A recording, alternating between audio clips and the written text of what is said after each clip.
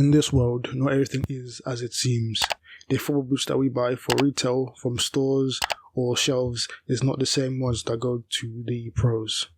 In this video, along with a series of other videos, I'm going to explain to you some of the modifications that football players get to their boots and the reasons why.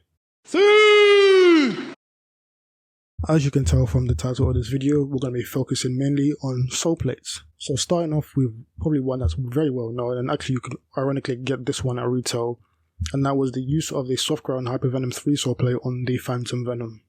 So this was used by the likes of Joshua Kimmich, Joshua Kimmich, I think that's how you pronounce it. Oh, but not for Joshua is not okay. Joshua is better. Joshua is okay, but not George. And Robert Lewandowski. Robert Lewandowski. You know, Robert Lewandowski.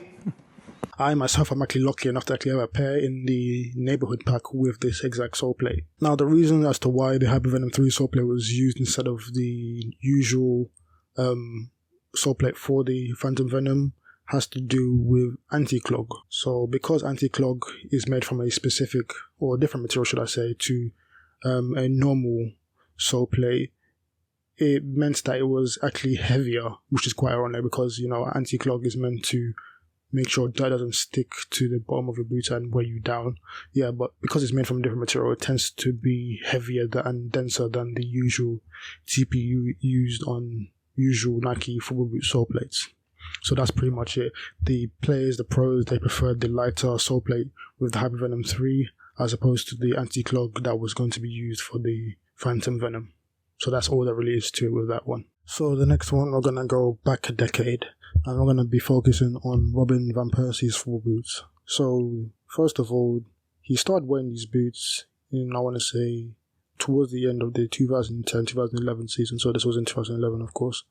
And that was when the Adidas Adipure was first released. And ever since then, from that period to around, I want to say, probably to the end of his career, when he was still contracted to Adidas, Van Persie would get the sprint frame outsole that was used on the Adipure. So after the Adipower, should I say, and after the Adipower was pretty much a finished model, he still used the same Soleplate on future F50 models as well as future Predator LZ models. Now, the reason as to why he stuck with that Soleplate in particular, I have a good idea of why he did it.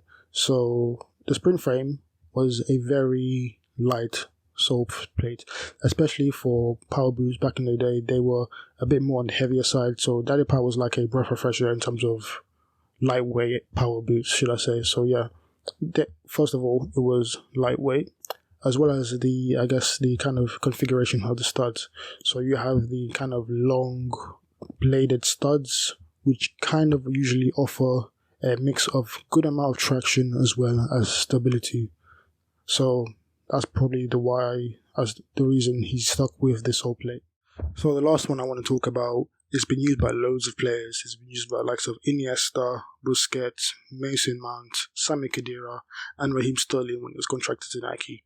And what they all did is they swapped the outsole of the football boots that they were wearing for the Nike Tiempo Soleplate, and in particular the Soleplate that was used on the Tiempo 4 and the Tiempo 5. I'm pretty sure it was used on earlier models as well, but let's just say from Tiempo 1 to Tiempo 5 just to be on the safe side. The actual reason as to why they swap it out, I do not know, but my theory is it has to do with injury prevention. Now let me explain what I mean. So if you look at the Soleplate of the Tiempo, there's several round studs, and then you have the full kind of bladed studs in the back. So what you have in terms of the full bladed at the back is, like I said, with the Van Persie one, is you have a good mix of traction and stability. So when you're turning, you kind of push back on your heels kind of, and your foot is planted into the ground. Now when you look at the more circular studs in the forefoot of the boot, because there's so many of them, you're going to get reduced stud pressure, as well as the fact it helps with stability as well. So these are players, maybe they have weak ankles, so when they make these kind of sharp turns or whatever, it kind of puts a lot of pressure on those joints, and that can be subsided with, or has to do with, the outsole of the football boots that players wear.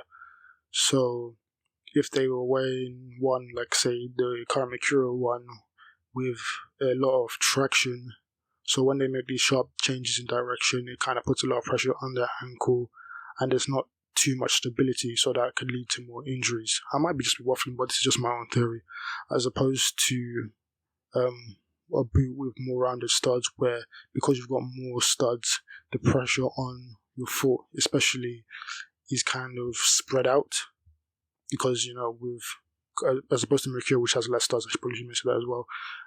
So you have the rounded studs and multiple of them, so there's less pressure on your feet, your ankles when you're making these changes, so you're less likely to roll your ankle and less likely to get injured. And that is it for the video, and this is probably going, like I said, going to be the first of a few videos I do on modifications that footballers do to their football boots. So next episode, or video, you want to call it, I'm going to focus more on camouflage. I'm not talking about that camouflage, I'm talking about a different type of camouflage. If you know about football boots a lot, you know what I mean. But yeah, and that's what I'll be focused on next. So in the meantime, if you like that kind of thing, be sure to support the video with a like, subscribe to the channel, be sure to follow me on all my socials, and once again, my name is Sub. This has been SubStanceFtbl. Thank you for watching. Peace out.